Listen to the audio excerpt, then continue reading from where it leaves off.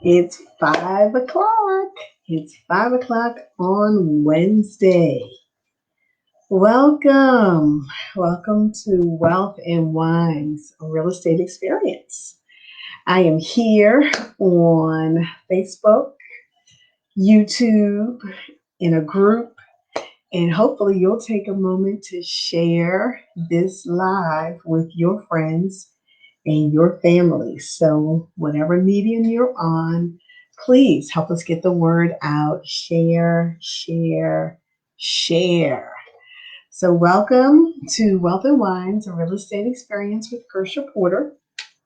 I'm here every Wednesday at 5 o'clock. And so far, we have been bringing some amazing real estate information to you in addition to featuring wine. And we will talk about our featured wine. If you have anything in your glass, please enjoy while we talk this evening. And if you don't, go ahead. You got a minute, second, go ahead, get your glass so that you can join us as well. So, welcome again to Wealth and Wines. If this is your first time here on our real estate experience, my name is Kersha Porter. I eliminate confusion for buyers by giving them key strategies to unlock resources to buy their dream home. So I am the CEO of Porter Premier Homes of Cummings and Company Realtors, and I can help you search for your next home at porterpremierhomes.com. So thank you again for coming in. Tomorrow is Thanksgiving, and we are in a pandemic. We have all received many warnings, advice, admonitions to just stay within our immediate bubble, whoever you typically are with, be it in your household or who you may move around with. Stay with those folks. So, let me know what you have planned in the comments. Drop it there. Let me know if it's just going to be the folks that live in your house. Maybe you're bringing one more person in, maybe two people in. Are you traveling? Are you driving across town? Last week, we talked about some ways that you could virtually celebrate Thanksgiving with your friends and your family. And my family, we're actually going to get on Zoom and we're going to say grace together, actually, and one other little icebreaker. So we have some folks that are in town as well as out of town, and we want to make sure that we can see each other and just wish each other a happy Thanksgiving. So that's a little bit about what we have lined up for tomorrow on Thanksgiving. So drop in the comments whatever you might be doing tomorrow. But before we get into real estate, we're going to talk about wine. So I do have, you might notice that today I have a different type of wine glass. Yep. I am using a flute today because the wine that we are going to feature is a little different than the ones we've had before. So today we have, I'm going to show you the bottle. It looks just like that. It's a 2016. I'll be opening this one tomorrow. It's a 2016 Blanc de Blancs. It is a sparkling white wine. It opens with lovely floral notes. The palate, it has a kiss of honey that leaves the flavor of Gala apple. So those of you who love those apples, especially this time of year, you will experience some of that in this white wine. And we have some stone fruit, and it just spreads across your palate when you taste this one. Smells amazing. And it is. It's just a refreshing, sparkling wine with a touch of citrus zest on the finish. And so this was made in California. This is actually a Napa Valley sparkling wine, and it has some amazing fruit flavors. You wonder about sparkling. You can see this has bubbles in it. So wines with a little bubbly, oftentimes you wonder, well, what's the alcohol content? Well, this particular one has an alcohol content of 12.5%. So it's aged for about 15 months or less. and it is really in the Chardonnay family. Okay, it works well and it pairs well with seared scallops and some oyster Rockefellers. And let me know if you're having seafood tomorrow for Thanksgiving. Drop it in the chat. Let me know what's on your menu. Most of you who know me personally know that I am not in the kitchen. My husband has already started cooking, and we're just excited about what we're going to have tomorrow. In terms of cheeses, we have some light cheeses that pair well with this. So, if you are thinking about what you may want to serve for dinner in the coming other holidays we have Christmas coming up, Hanukkah, Kwanzaa, New Year's. This is an amazing sparkling that you might want to try. It does retail for $50. If you are in our wine society, if you're a member there, you do receive a 20 to 30% discount on that bottle. So, those of you who have a glass, cheers. It's really quite refreshing. So, thank you again for joining us. If you are interested in securing and purchasing any wines, go to wealthandwines.com and you will see all the wines that we offer and figure out which ones might be perfect for you. Today, what are we going to talk about with respect to real estate? We're going to talk about the 4 questions sellers should consider when they are evaluating multiple offers. So, despite the pandemic, we are in an amazing seller's market. What does that mean? When sellers put their homes on the market, they are priced right and they show well, they invariably will get many, many showings, which lead to many offers. We have less homes on the market than buyers. So the buyers are rushing to see these homes and they are making really strong offers. So sellers are in the position right now where they have to figure out which offer should I take. Now, in real estate, I represent buyers and I represent sellers. So when I'm working with sellers, these are some of the things that we tell them to listen, think about it, consider, and let's figure out how you're going to go about accepting the best offer. So it's called multiple offers. Typically, what would happen is when the property is on the market and there have been many showings, an agent says, I'm going to submit an offer. The listing agent, which is the realtor that works with the seller, will usually send out a message saying, hey, we have a multiple offer situation. We need your best and highest offer by Thursday at 5 o'clock. So they give you a deadline in which you need to submit that offer. And what realtors then have to do is go back to their buyer and say, is this your best and final, or would you like to change your offer in any way? That's why there's a deadline. It gives the buyer's agent an opportunity to revise their buyer's offer and resubmit it to the seller's agent. So that's happening a lot right now in the market here in the Baltimore metropolitan area, which is super exciting for the sellers. And it could be a little intimidating for some buyers. Some love getting in the game and competing, and others, they just say, nah, this is not the time for me. So it's just something that you want to consider and decide whether or not this is the thing for you. So the first thing that sellers will consider when they receive an offer is the offer price. They want to know, hey, how much are they offering to purchase my home? Now, I told you that it is a multiple offer situation. And when there are multiple offers, the offer price tends to be higher than the list price. So what is the list price? The list price is the advertised price. So when you go on an app and you see a house and it's listed for $250,000, that is the list price or the advertised price. But what we've been seeing in the market is the offer price is higher than the list price. So if the list price was $250, offers start coming in at $255, $260, $270. I have seen offers up to $35,000 to $40,000 over the list price. So the first thing that sellers are looking at is, what is the offer price? What is the seller telling me they'd like to pay?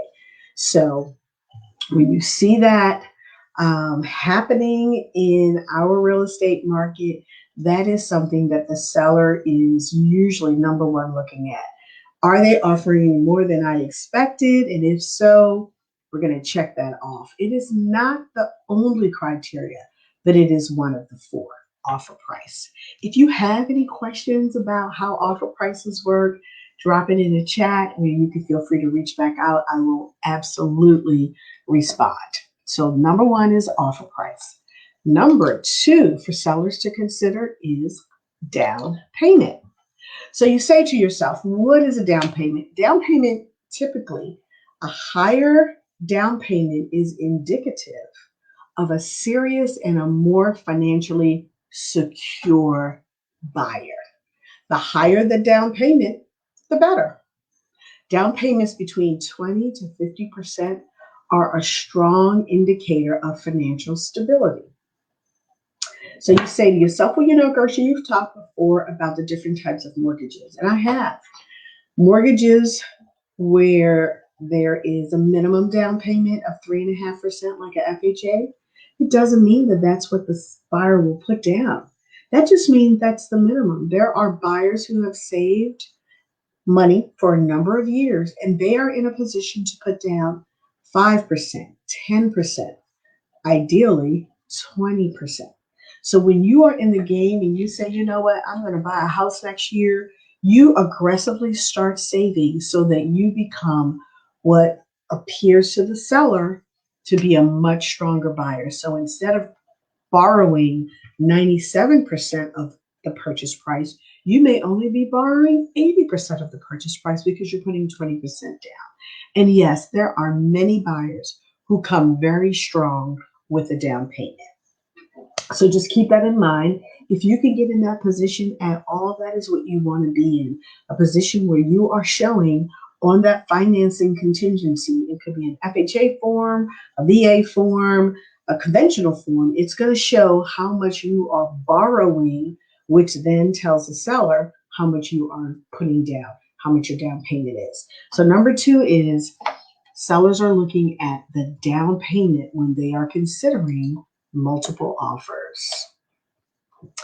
The third thing that sellers are going to consider as they are looking at these multiple offers, and what we as sellers agents do is we put together a spreadsheet, and we're going to put some key indicators on that spreadsheet so that when the seller is considering all of their offers, they're not flipping through 35 pages of a contract. They're going to look at the parts that are most important to them. So earnest money deposit is one of the pieces that we put on the spreadsheet. So you say, well, Gersha, what is an earnest money deposit? I thought that was a down payment. Let me clear my throat. I'm going to sip on this sparkling white wine. So an earnest money deposit, and you see a picture of a check here. Today we wire. Pre-COVID, we would get checks. Now, to make the process so much easier, most brokerages will accept earnest money deposits by wire, and I love that as realtors. So an earnest money deposit is a signal of the good faith from the buyers that they want to purchase the home. The buyers won't get this money back if they back out of the deal unless it's specified in the contract. And what we mean by that is unless they have contingencies, okay? So typically, buyers will default to a 1% of the purchase price when they make an earnest money deposit. What does that mean? If you're buying a $300,000 house, oftentimes buyers will say, well, I'm just going to give a $3,000 earnest money deposit. Well, that is the default or the standard. But in a situation when there are multiple offers, you want to make sure that your offer stands out. And what does that mean? You want to give a higher earnest money deposit than 1%. So what happens to that earnest money deposit? That earnest money deposit is actually part of your down payment. So if you had planned to put in a down payment of $20,000, you already have that money ready and available in your bank account, why not make a greater earnest money deposit than 1%? Why don't you give $6,000? Because when a seller is evaluating their offers that they have in front of them, one of the things they're going to look at is how much earnest money deposit did this particular buyer submit with their offer. It's kind of like how much skin do they have in the game, right? So you want to have as much skin in the game. You want to show the seller that you're serious about purchasing their lovely home and that you are financially strong and secure. So that earnest money deposit is a part of your down payment, but it's just a small percentage of it when you submit your offer. Okay. And number 4, the fourth area that sellers are considering when they evaluate your offer, and it's in the spreadsheet that we put across for sellers to consider, is your pre-approval. Now, there are buyers who go shopping and they are not pre-approved for a mortgage. Now, my practice, I always have my buyers pre-approved because the first time out looking for a home, boom, you found something that you love. And we don't want to go back through the process where the lender, to get pre-approved, the mortgage lender has already looked at your last 2 months of bank statements. They have gotten a copy of your W-2s. They have also pulled your credit report. So they know that you are well qualified. So they issue a pre-approval letter. So when we as realtors that represent buyers submit an offer, in addition to your earnest money deposit, we have a pre-approval letter in the contract. That's what goes over to the seller. So the seller's agent and the seller will be reading the letter. They're going to figure out what is in this letter, how strong is it, and what many, many seller agents are doing now is they are picking up the phone and they are calling that loan officer who is on that letter. 1, to make sure they're a real person. 2, to see how accessible they are. And to 3, have a conversation about the buyer that submitted the offer on that home. So right now, there are some lenders that will be very strategic. They will even call before the agent calls them. They'll say, hey, my client, John Jones, submitted an offer on your listing. I want you to know he is well qualified. We've checked his assets. We've checked his credit. He has a stable job, and he will be able to walk through this process and finish this transaction. So sellers want to know that they have a buyer in their hand who is pre-approved and is very strong. So being pre-approved for a loan is pretty much a necessity in this competitive market. Even though pre-approvals don't guarantee buyers financing, it's a good indicator that they're ready and able to make a purchase. So those 4 pieces are super critical when sellers are evaluating multiple offers. Okay. If you have any questions about any of these pieces, absolutely let us know. Give me a call.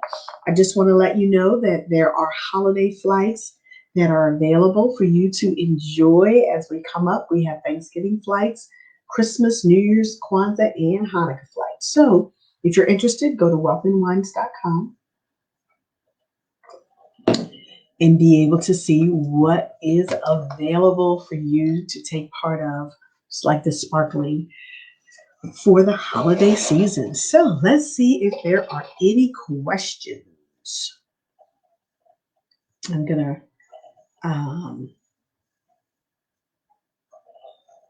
just take a look online for a quick moment and see if I am missing anything. All right. Okay. Awesome. Well, I am so excited that you took the time to be with me. If this is a replay for you, just make a note, hashtag replay, and I will be excited to say hi, respond to any questions that you may have about multiple offer situations, because that is the market that we find ourselves in. If you're thinking about making a move, whether you want to sell or buy sometime in 2021, feel free to set up a house call with me. We'll talk about your particular situation and the strategies and the steps and the expectations. Just as a reminder, I'm here every Wednesday for Wealth and Wine's Facebook Live. Bring your glass of wine so that you can join me. And don't forget, if you know any potential buyers who are struggling with credit, they want to go ahead and join our 1000 Black Families Initiative. Okay? I really do appreciate you liking our Facebook page. Please go to Porter Premier Homes on Facebook, like our page. You'll be notified every time we come live. You'll get lots of great information and tips about purchasing a home, selling a home. So definitely check out our Facebook page. If there is anything else that you may have a need to get some questions answered, I'd love to spend some time talking with you. So find me at porterpremierhomes.com. You could always reach out to me by phone at 443-744-0206. And I just want to wish everybody a happy Thanksgiving. Once again, my name is Gersha Porter. I eliminate confusion for buyers and sellers by giving them key strategies to unlock resources to buy their dream home or to sell their property. And if you have any real estate related questions, please do reach out to me. I'll be happy to spend some time with you. Drive carefully if you're traveling, and if not, make sure you spend some quality time. Reach out to some folks who may be having Thanksgiving by themselves this year. Let them know you're thinking about them. Let them know they're important to you, and let them know that you love them. So thank you again. Have an amazing holiday, and I look forward to seeing you next week. Take care.